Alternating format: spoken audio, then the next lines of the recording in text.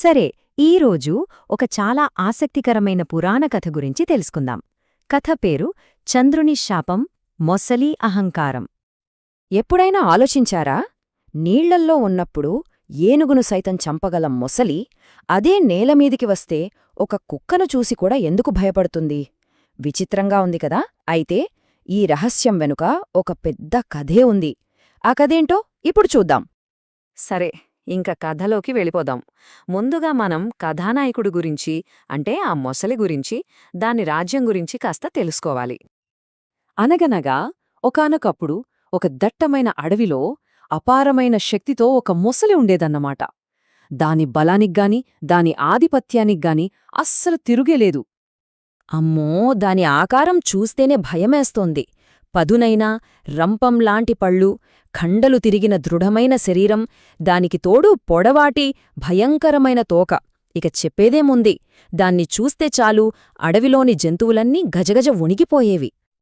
అప్పట్లో, అంటే ఈ కథ జరిగిన కాలంలో, మొసళ్ళు నేలమీద, నీళ్లలోనూ కూడా అంతే బలంగా తిరిగేవి. మరి మన కథలో ఉన్న ఈ మొసలికైతే ఇక గానికి ఎదురే లేదు. నీళ్లలో అయినా, నేలమీదైనా అదే రాజు. నిజం చెప్పాలంటే కిరీటం లేని మహారాజులా విర్రవీగేది. అయితే ఇంత అపరిమితమైన శక్తి ఉన్నప్పుడు దానితో పాటే ఒక ప్రమాదకరమైన గుణం కూడా వస్తుంది. అదే అహంకారం.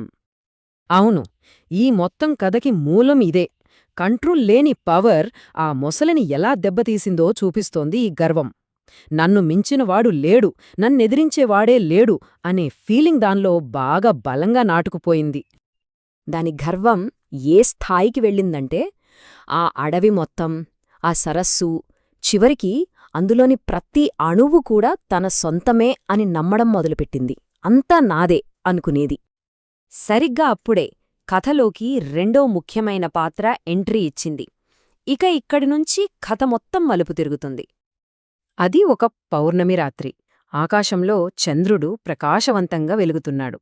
అలా విహరిస్తుండగా కింద ఉన్న ఆ స్వచ్ఛమైన, అందమైన సరస్సును చూశాడు. చూసి మనసు పడ్డాడు. అబ్బా, ఎంత ప్రశాంతంగా ఉందో అనుకుని స్నానం చేద్దామని నెమ్మదిగా ఆ నీళ్లలోకి దిగాడు. కాని ఆ ప్రశాంతత ఎంతోసేపు నిలవలేదు.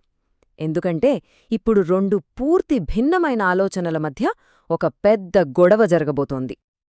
నీళ్లలో కదలికకి మొసలికి మెలకు వచ్చింది.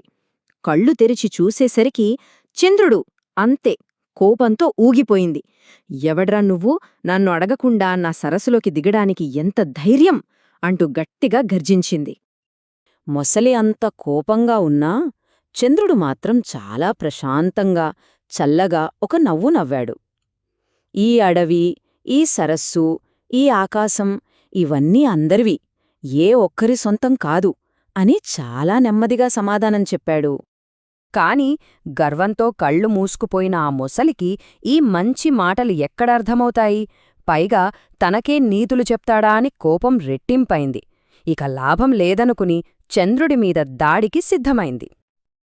ఇక్కడే ఉంది అసలు ట్విస్ట్. అహంకారానికి తగిన శాస్తి జరగబోయే సమయం వచ్చేసింది. ఆ క్షణం ఏం జరిగిందంటే, మొసలి ఒక్కసారిగా చంద్రుడిమీదికి దూకింది. కాని వెంటనే చంద్రుడు నీళ్లలోంచి పైకి లేచాడు.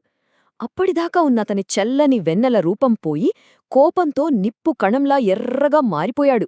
అప్పుడే అతని నోటినుంచి ఆ భయంకరమైన శాపం బయటకి వచ్చింది. ఆ శాపమేంటంటే, నీ పొగరుకు తగిన శాస్తి జరగాలి. ఈ రోజునుంచి నీ బలం మొత్తం కేవలం ఈ నీళ్లలోనే ఉంటుంది. ఒక్కసారి నువ్వు నేలమీద అడుగు పెడితే ఏ చిన్న జంతువైనా సరే నిన్ను ఓడించగలదు. అంతే. ఆ మాటలతో దాని తలరాత మొత్తం మార్చేశాడు. ఇక ఆ శాపంతో కథ చివరికి వచ్చేసింది. మనం మొదట్లో అనుకున్నాం కదా, ఆ ప్రశ్నకు సమాధానం ఇప్పుడు దొరుకుతుంది. ఆ శాపం వెంటనే పనిచేసింది. నీళ్లల్లో ఉన్నంతసేపు పులిలా ఉండే దాని బలం నేలమీదికి రాగానే పిల్లి బలంలా అయిపోయింది. మనోళ్ళంటుంటారు కదా, ఇంట్లో పులి బయట పిల్లి అని. అచ్చం అలా తయారైంది దాని పరిస్థితి. అలా ఆ రోజునుంచి చంద్రుడి శాపం వల్ల మొసలి బలం కేవలం నీళ్లకే పరిమితమైపోయిందన్నమాట. దాని అహంకారానికి శాశ్వతమైన గుర్తుగా ఆ శాపం నిలిచిపోయింది. సో, చూసారుగా, ఈ కథ మనకు చెప్పే నీతి ఒక్కటే. గర్వానికి, పతనానికి మధ్య దూరం ఎంత ఉంటుంది?